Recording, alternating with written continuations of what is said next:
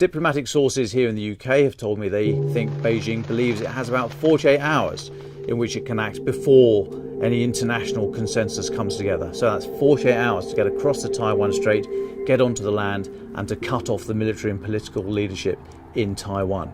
That's a tall order.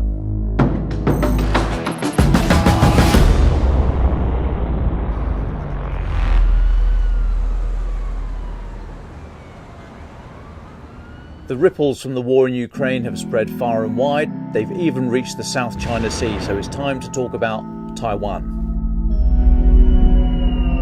So Taiwan is a vibrant, thriving democracy in Southeast Asia. It has very close ties to the US and to the wider world.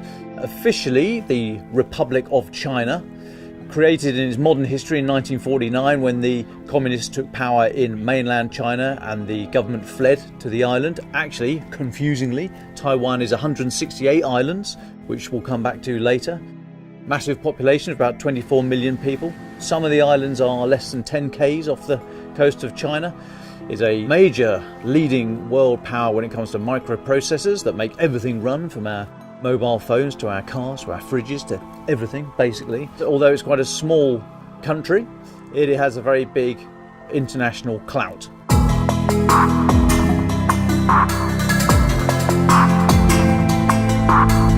So China has said that they want to take Taiwan back, to reunify the whole country. Dates such as 2049, which is 100 years after the split, have been pushed around. Some other dates closer to home have been mooted. Nobody really knows if President Xi and if China is prepared to fight for Taiwan, or if they want to try and take it back through economic, diplomatic means. Now, America has offered protection, small p protection. It has made no bones about the fact that it does not want to see China try and retake the islands forcefully. It has what they call a one China policy. So in 1979, they recognized the People's Republic of China as the legitimate authority. So under the US One China policy, which has been reaffirmed by every new US administration since it came into power in 1979, the US recognises the People's Republic of China as the sole legal government of China, but acknowledges, and note, acknowledges, not recognises, acknowledges the Chinese position that Taiwan is part of China. So recognises the sole legal authority, but only acknowledges Chinese position. So in effect, it doesn't agree with Beijing's claims to sovereignty. Confused? So am I. So why is it so important to China? Well, they see it as one of the last little pieces of unfinished business from the so-called century of humiliation that started in the mid-19th century with the Opium Wars with Britain and so on and so forth.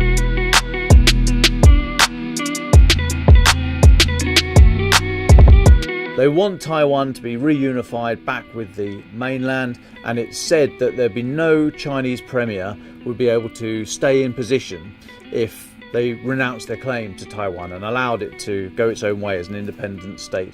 So there's no backing down from this. China wants it back. There's going to be a confrontation at some point in the probably very near future. The senior Pentagon official in charge of the Indo-Pacific region, Eli Ratner, has said he doesn't expect anything to happen before the end of the decade. There's just too much diplomatic turbulence from the war in Ukraine at the moment. So something else on top of that would really be such a shock to the international system, and China has yet to see the full results of the war in Ukraine to be confident that they'll be able to do something in the next few years.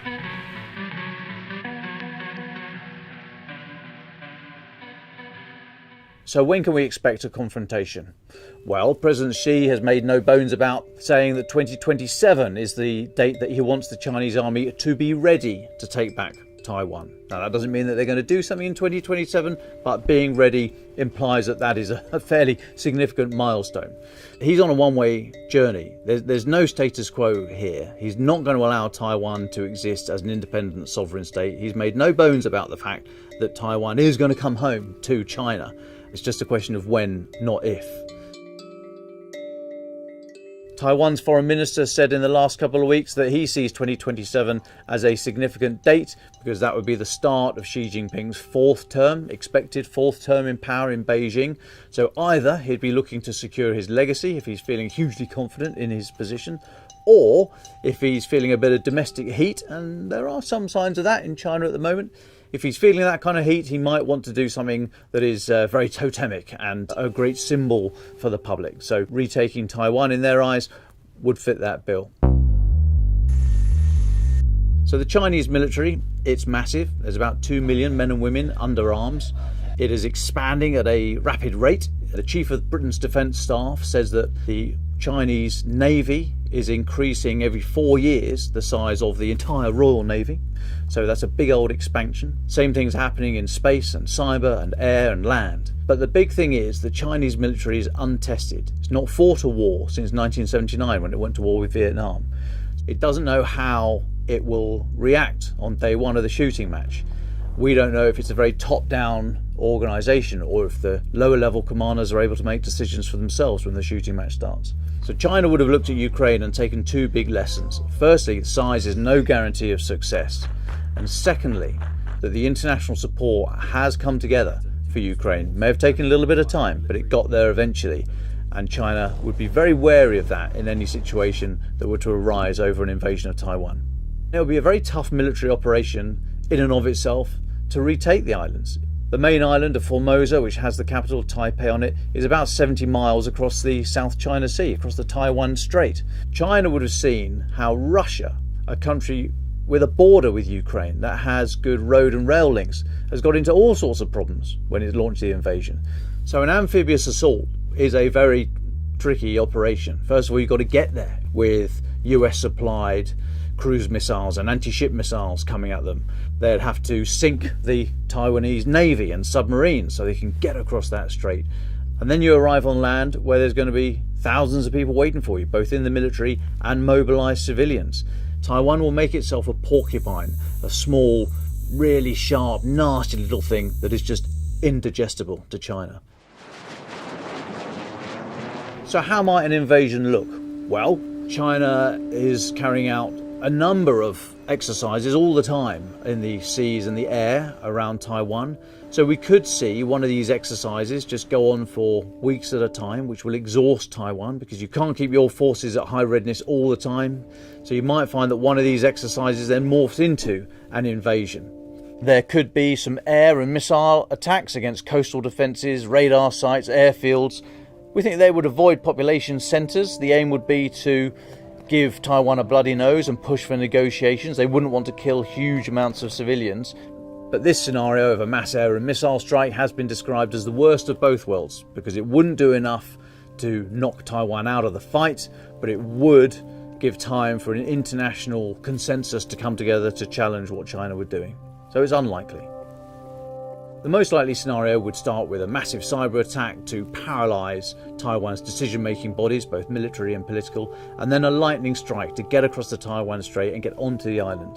Diplomatic sources here in the UK have told me that they think China would aim to have that done in about 48 hours so that the world didn't have time to react before there was a de facto new regime in place in Taiwan. Another scenario might be a limited Chinese incursion onto one of the other outlying islands. Taiwan consists of 168 islands, some of them within 10 kilometres of the mainland of China. So if China were to get forces onto the Matsu or Kinmen Islands, what does that mean?